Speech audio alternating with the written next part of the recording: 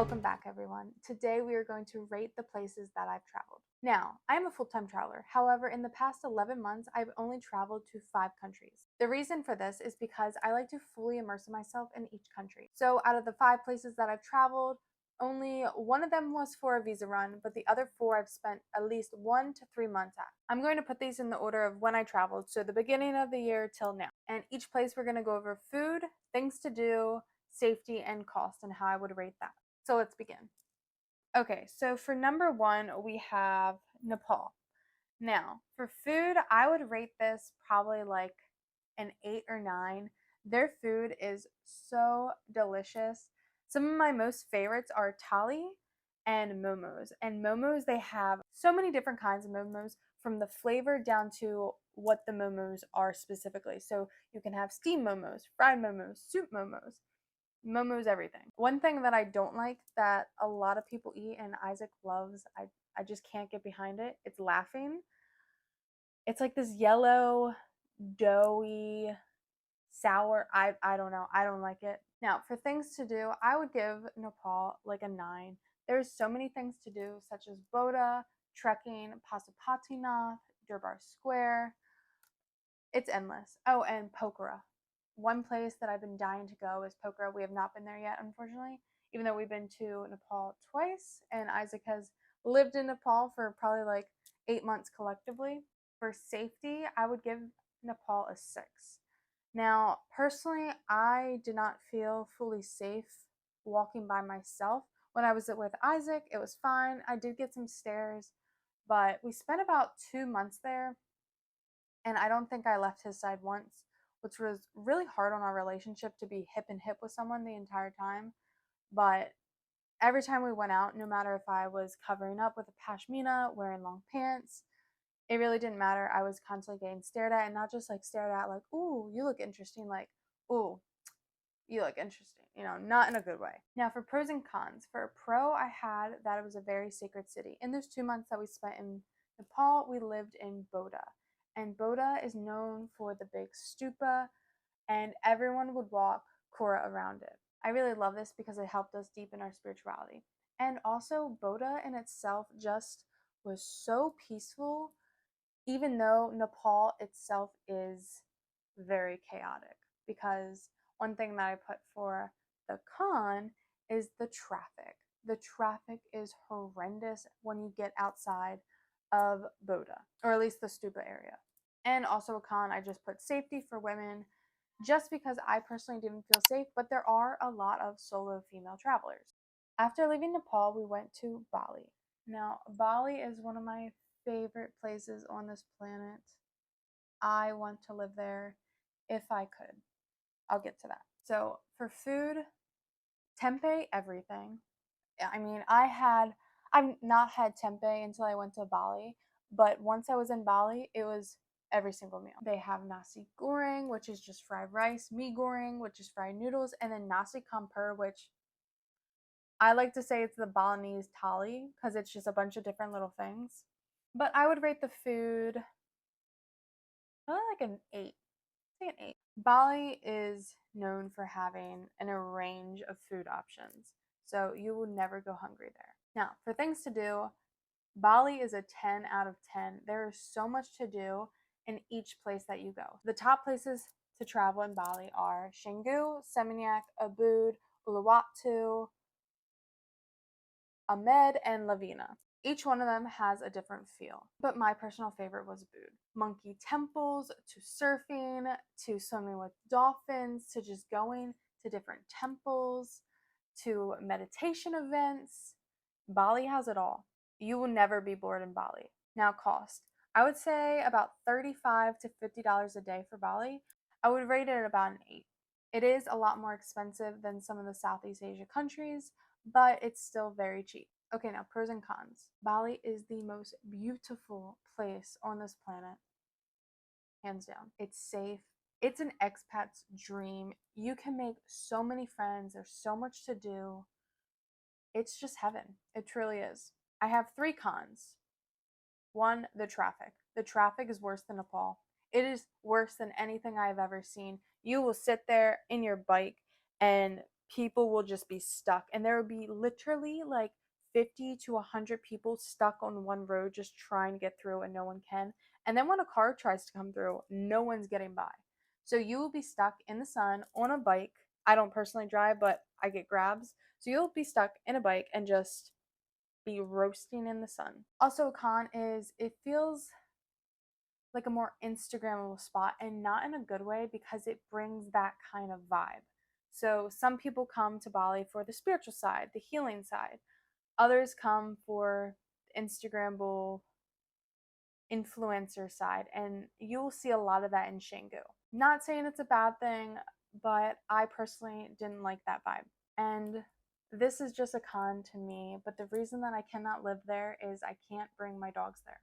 So because I'm from the US and the US is known as a rabies country, or it's a rabies territory, even though they've had all their vaccines and everything, I cannot bring them into Bali. And I'm pretty sure that's for Europe and other countries as well. But that's just a con to me because I want to live there. If I could live anywhere in the world, it would be Bali. We spent 2 months in Bali, did a visa run, and then I think spent another 1 or 2 months. So we spent maybe 3 to 4 months in Bali. But for the first trip this year in Bali, after 60 days, we had to do a visa run. So we went to Singapore, which is number 3. We only booked 2 days here in Singapore, but we loved it so much that we stayed for 4. We wish we could have stayed longer, but we'll get to that. We're going to switch things around a little bit so it makes a little bit more sense. But Singapore is expensive. And I mean, like, a normal hostel cost for Southeast Asia is about $8 to $13. In Singapore, the best we could get was a $40 hostel. So it's a lot more expensive. So now that we know that, for food, we didn't try any Singaporean food because we're budget travelers. So we pretty much ate every meal at 7-Eleven. And I know that sounds stupid, but 7-Eleven is so good in Southeast Asia. We were, however, invited out to a dinner in Singapore. So this is a little side story, but super interesting. Please don't skip this because it's wild. So a couple years ago, Isaac was a teacher for Buddhist monk children at a monastery in Nepal. That's why he's been to Nepal for so long and has lived in Nepal for a while. The monks were actually hosting a huge event in Singapore. We had no idea that they were going to be there those dates. None of this was planned. But somehow, I think one of them reached out saying they saw him in Singapore. So I don't know how they found out that we were in Singapore, or we found out they were in Singapore. I don't know. But we went to this event, and they invited us out to a huge dinner afterward. So we get there, and it's like the fanciest dinner. People had to like buy tickets ahead of time. Members of parliament were there. Wild. Just wild. Those were Singaporean dishes. So technically, I guess I did eat it. I just have no idea what I ate because it was all vegan, but it was delicious. And a lot of it was made with mushrooms, which I hate mushrooms, but it tasted so, so good. Back to what we're doing. So for things to do, there's so many free things to do in Singapore. It is wild. So the only reason that we could actually extend was because there were so many options to do free things. I'm probably going to have to make a Singapore travel guide because this place is honestly one of my top favorite countries in the world. Just a few things. There's Chinatown, there's Arab Street, Gardens by the Bay, there's a light show that happens every night. It's just phenomenal. 10 out of 10 for things to do. For safety, I would give this an 8.5. We were only there for 4 nights. However, when Isaac went out one time, my phone was dead and I still got on the bus and I felt pretty safe there. For cost, you're going to need like $75 a day, probably minimum. It is so expensive in Singapore.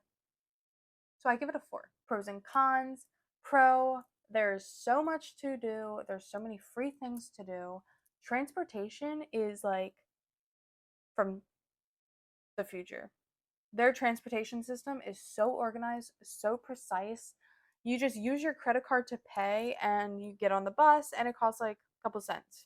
While those things are cheap, my con is that in general, Singapore is very expensive, like their food and their accommodations. But don't skip out on this country. It is seriously one of the best countries. It is so beautiful, so organized. It's like an upscaled New York City. So after Singapore, we went back to Bali, and then Isaac went to India for a month-long retreat, and then I spent a month in Vietnam, which is where we're currently at right now. Collectively, I think we've spent like 3 months here, but we're planning on spending 4 months here, so we clearly like the place. So for food, I give Vietnam like a 9 because Vietnamese food is so good. Pho back home, I hated pho. It had no flavor. It was disgusting, just completely bland. And I've tried it a few times. I've given it a try. However, here in Vietnam is chef's kiss. So good. And then they have these massive Vietnamese Vietnamese pancakes, which are not sweet at all. They are purely savory. You actually cut them with scissors and then you roll them up into a rice paper wrap. Add like lettuce, these carrot things, cucumbers, and then you make your own spring roll.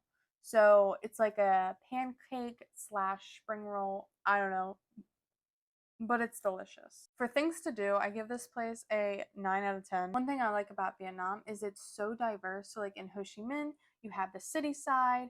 In Dalat, it feels very European. In Muni, it's sand dunes. It feels like Dubai. And then in Da Nang, it's like the best city on this planet. And all around Vietnam, there's a bunch of different amusement parks that are owned by Sun World.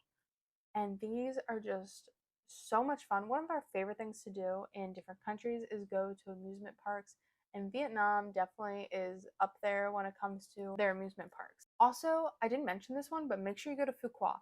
There's so much to do just in Phu Quoc, which is a little island off of Vietnam. Safety, I would give this a 9 out of 10. I feel very, even a 10 out of 10. Let's make it a 10 out of 10. I feel very safe. I get on bikes with grabs here. I walk around by myself, even at nighttime. I feel very safe. I'd say Bali and Vietnam are the same when it comes to safety. There was only one time that I had a very sketchy situation in a car. So personally, I only take grabs now by myself and I don't get in any cars or taxis by myself, but that's just me. For cost, I would say have about $30 a day, so I would give this a 9. It's very affordable. And you're living in really nice hotels for $30 a night.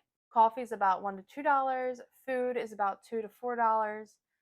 So you could spend a long time here for a little bit amount of money, which is what we're doing. So after Vietnam, I went back to Bali, and then we went, I think, back to America for Isaac's mom's birthday. We got a business opportunity in Bali, so we went back to Bali.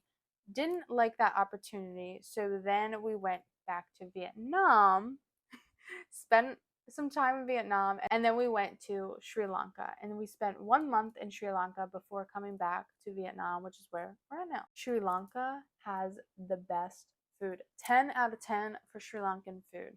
They have curry everything. So their main meal is a big thing of rice, and I mean like a massive thing of rice in the middle of your plate, and then 3 to 8 curries. And curry isn't like what I'm used to. It what I'm used to is a bunch of different vegetables in like coconut milk and curry spice. But the way they do it is they have each individual vegetable made into curry. So you got eggplant curry, banana curry, okra curry, potato curry, dal curry. I mean, they make everything into a curry dish, but it is I gained so much weight in Sri Lanka. Sri Lanka, you made me fat. I'm blaming you. Another one of my favorite, my mouth is literally watering. Another one of my favorites is string hoppers. This is a breakfast dish, but honestly, you can have this whenever. It's like this little rice cake thing. I don't know. And then you put curry and coconut sambal, which is a little spicy, and it's made of coconut, and it is so good. Oh, I miss Sri Lankan food so much. I did take a cooking class and I still make all the Sri Lankan curries that I learned. So yes, 10 out of 10. And then for things to do, it kind of had the same feel of Vietnam where each different place had a different feel.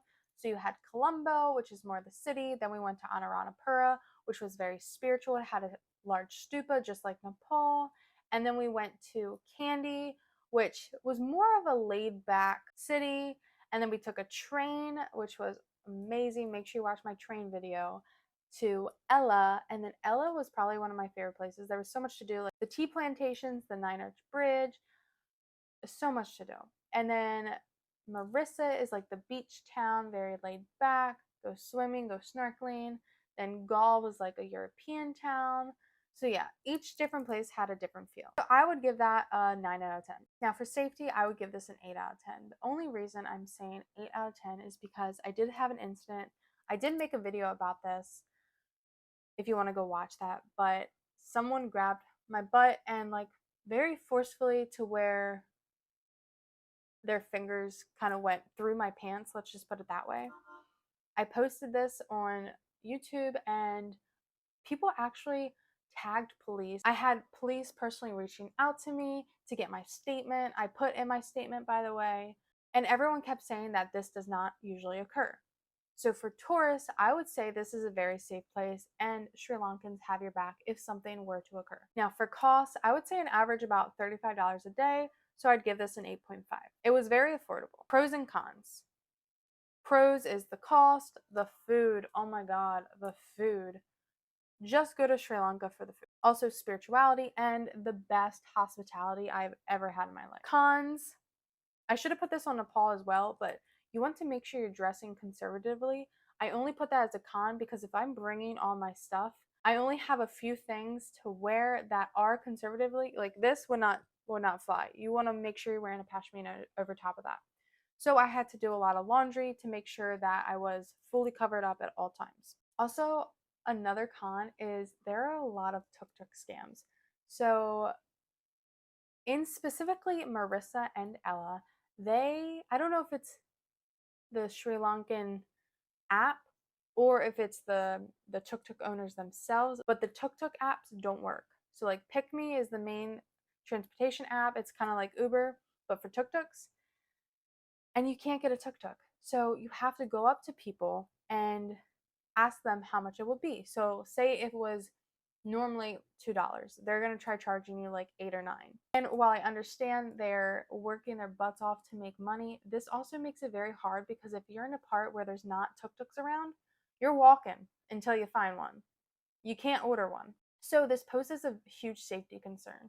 Like for instance, I went all the way up the mountain to a tea plantation and luckily we had a driver waiting on us, but some people didn't. So they would have to walk all the way like 2 hours down the mountain until they find a tuk-tuk.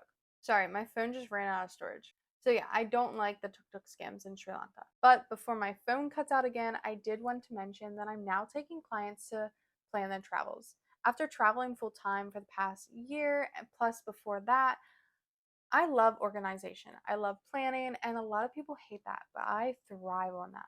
So if you would like me to plan your travels, I will post my website below. And don't forget to like, comment, subscribe, and I'll see you next time.